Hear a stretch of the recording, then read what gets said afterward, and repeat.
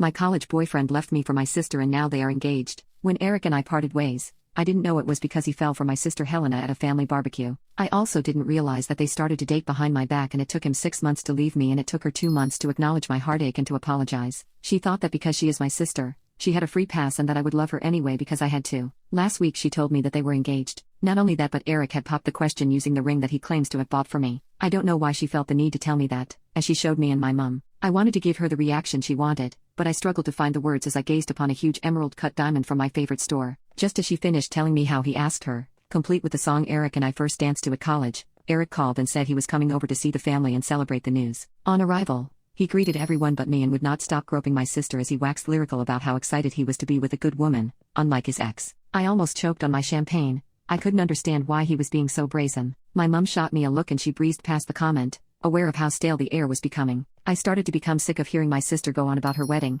and how perfect their lives are together when it was me who met Eric at college and dated him for 5 years. I was the one who should have been standing there with that ring. God knows I wanted to marry him, but I smiled and nodded, swallowing the tears. Eric started to watch my face, and I saw a little smile curl at the corner of his mouth. He turned to the family and said, "You know what I love about Helena? How she always picks the best gifts for people," before shooting me a glance. I looked at the floor, remembering that time I made him a gift after graduation because I couldn't afford to buy him anything. He went on to say Helena always knows what to say and how to show me love. Again, another dig at me. Helena saw that I was becoming tense, so she rallied behind Eric and said, "Oh yeah, Anna, didn't you and Eric fight about love languages?" I said nothing and gave a small nod in agreement. As this was playing out, my mum presented the party with a few varieties of wedding cake my sister had sent us all to try, but I wasn't allowed to. I asked why and Eric said, "You're on a diet, remember?" And they laughed, confident I wouldn't bite back. So I casually walked over to the cakes, grabbed a fistful of the chocolate sponge in one hand, and lemon in the other. I then strolled over to Eric and Helena, and in turn, pressed the cake into each of their faces before wiping my hands on their clothes.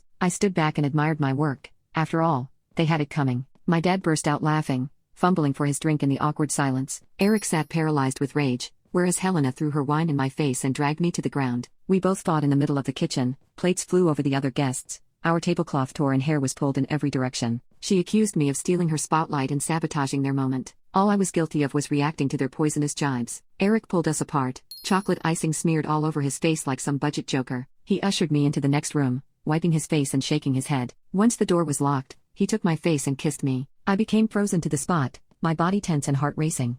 I tried to pull away, but he had me in a tight grasp. I eventually wiggled free and he said, "Did you like that?" I gasped, "Liked what? You're bullying?" He smiled and said, "I love it when you get jealous." I hear a whimper coming from the door, and see Helena stood with little bits of lemon cake still stuck to her hair. Subscribe please to Anonymous Stories and share your thoughts on the comments.